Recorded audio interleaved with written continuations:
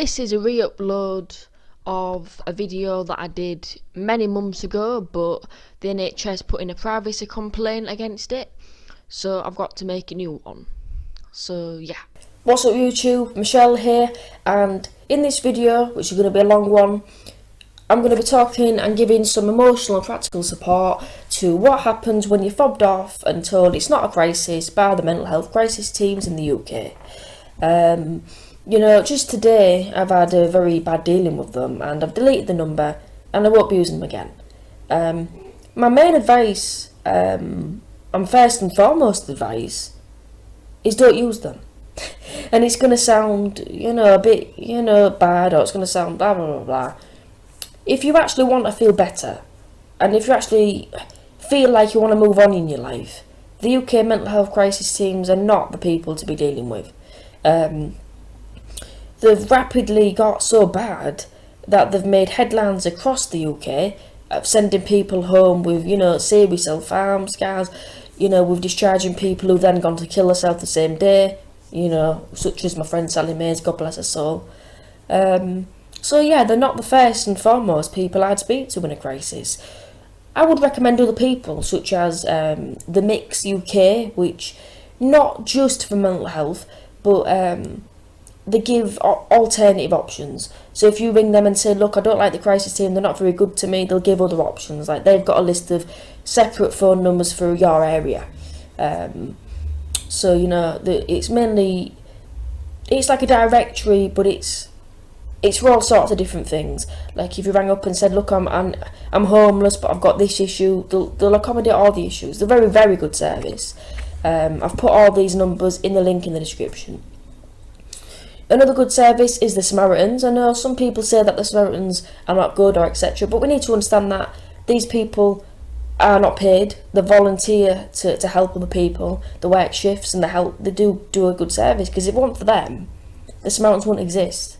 They offer, as long as on the phone as you want. I spoke to a Samaritan for 2 hours before on the phone.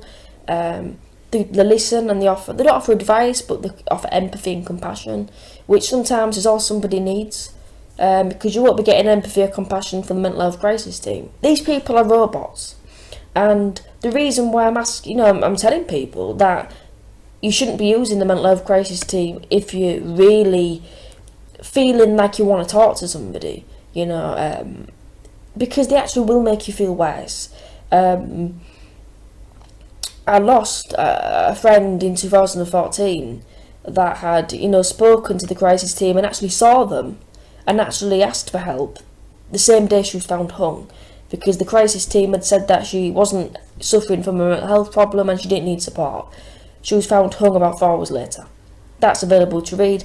I won't be putting that in the description because I don't think it's appropriate for the tone, but you can understand why I'm saying these things. I don't just boycott services for no reason. So yeah, like I said, go into that tick box thing. The reason why I probably don't feel supported by the crisis team is that you want somebody to treat you like a human being. That won't be happening with the crisis teams in the UK. You'll be treated like a robot. They read from a script. They do read from a script, and they have set guidelines to what they need to assess you on. So if you ring up and say, well, I don't know, X, Y, and Z, I feel like this, I feel like that, and it's not bad enough for them, to assess it, they'll probably say, well, you don't need us, ring someone else. I mean, numerous times me and somebody else has been told at 1 in the morning to go for a walk when it's pitch black and it's raining. I've actually got recordings of, a crisis team member saying, go for a walk and clear your mind. And it was about 3:45 in the morning. And, safety comes into play, being raped comes into play, because I've had that. And, these people have no regard for somebody's humanity. I think sometimes it's best to write down, clearly, or really departmentalise why you're wanting to ring the crisis team. Because sometimes people ring the crisis team for anger, or sometimes that they get scared and they're in the crisis team, or sometimes most people ring for support, like moral support, like, oh, I feel sorry about that, or I'm sorry for your loss would have been nice in that case, or this is what you should do in that situation, John or Smith or whatever it is. But that doesn't happen. you know, and I'm sorry that this is happening to people, because it's an embarrassment to the UK, you know. People with mental health problems are left, unfortunately, you know. I have been in many mental health hospitals across the country, and it's sad. I mean, I've seen people that come into mental health hospitals off the street with an acute mental health problem and then get discharged to the street. They don't look at the wider picture. They look at what's written down on a piece of paper, and you're worth more than that. I mean, this generic advice of going for a walk at 4 in the morning, I really wouldn't advise follow that. It's not safe, first of all, for women or for men. Mainly, yeah, for women it is very unsafe. And also, walking around at 3:45 in the morning in a mental health crisis, that puts other people at risk as well. You know, I've done that, and I've ended up being arrested. You know, because the crisis team said go for a walk. I ended up walking about. I ended up, I don't even want to go into it, to be honest. I didn't know what I was doing. I ended up trespassing. I kept walking and walking and walking, and I ended up trespassing into this factory area. And yeah, it got messy. Yeah. So yeah, don't follow that advice. I mean, the UK community mental health teams have a certain set criteria. So if you don't fit that, you won't be under them, no matter what you do. And I think you need to avoid doing things deliberately just to get under the teams, because it didn't work. I've tried it. You know, I'm not afraid to say, you know, just moving my laptop. I'm not afraid to say that I've done things deliberately to try and get help. I mean, you know, I've cut my wrist really deeply, you know, in the past, you know.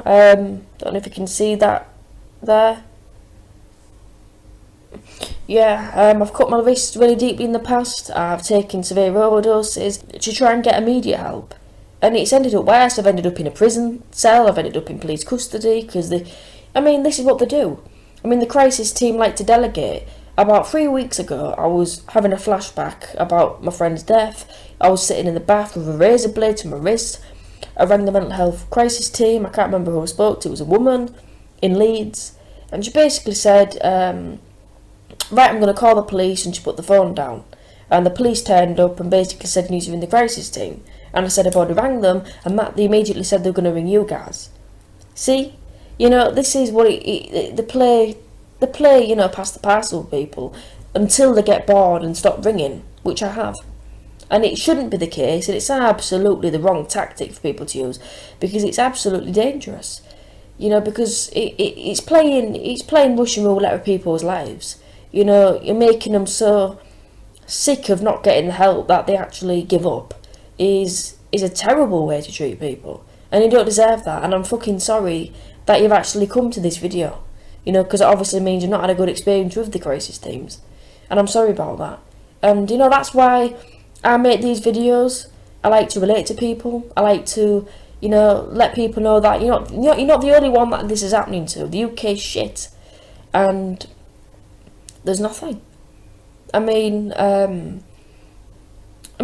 my other thing that I advise, it's going to sound random, but writing. I mean, writing works for me. I don't know if it's going to work for you or what your writing skills are like. But writing, especially like logging, you know, like logging good moods and what caused good moods and things like that, can help you find new coping mechanisms.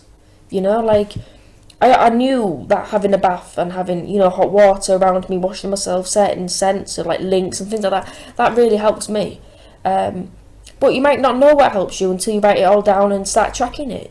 You know, you might not know that CD makes you feel good until it happens 2 or 3 times, and then you're gonna be like, oh well, that happens often, that must help me. You know, or well, you know what, that perfume always makes me feel good, so I'm gonna log that and remember that. You know.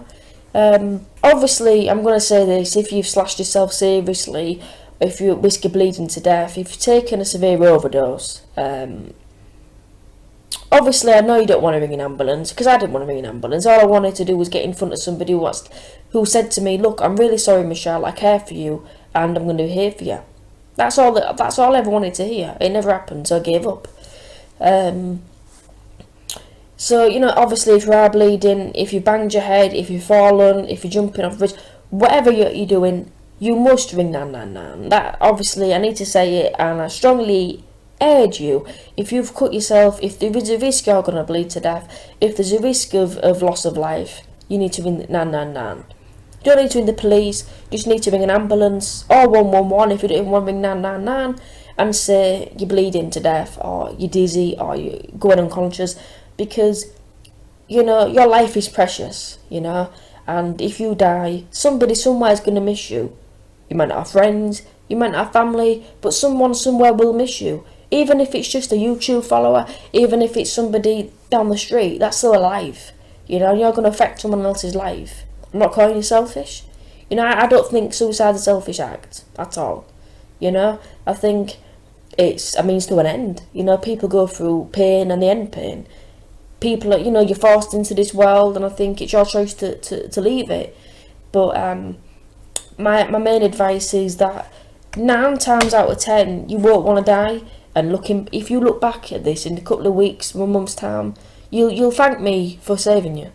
So my advice, like I said, if you are bleeding or in some kind of physical danger, please ring 111 999.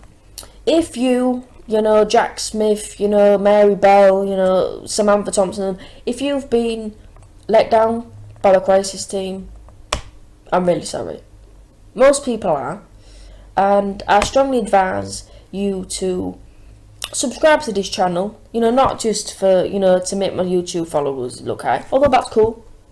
What I'm actually trying to do is to stop you from self-harming, you know, because it isn't good. You know, if you subscribe to my channel, you'll get weekly advice, sometimes bi-weekly advice, on different mental health situations, on, you know, lists of organisations that aren't the crisis team, that aren't the community mental health team, that can help you and offer you support, such as support groups, therapy groups that don't cost on the NHS.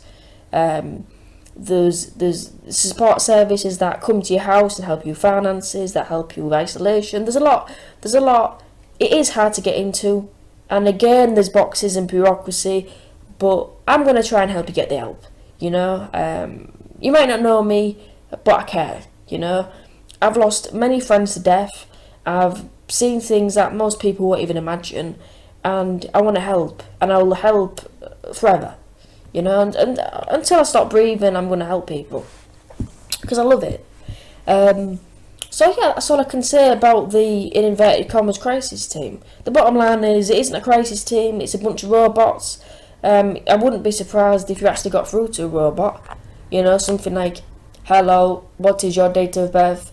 Where is your address? We will call you back about 5 hours later. Okay, bye.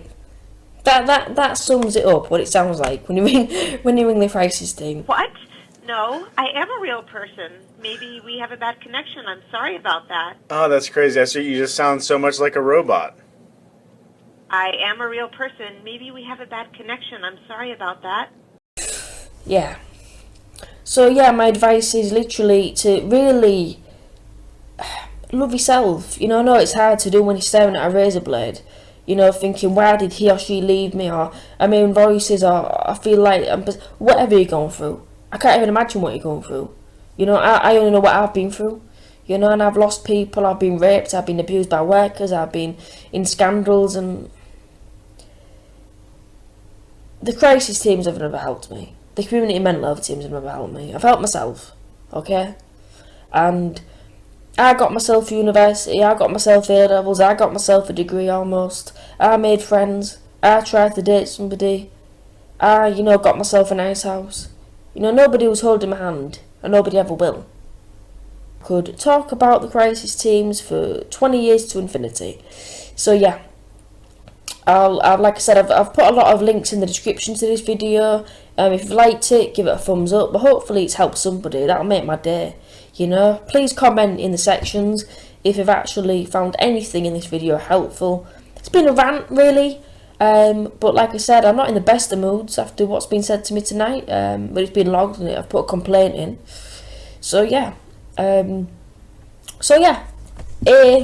try not to use the crisis teams. B, write down what you want from services, such as, you know, I want bereavement help, or I want support help, because that can help you find the right service with The Mix UK, which is an absolutely brilliant service. It's confidential, it's free, it gives you many different numbers that I've never even heard of and places to go.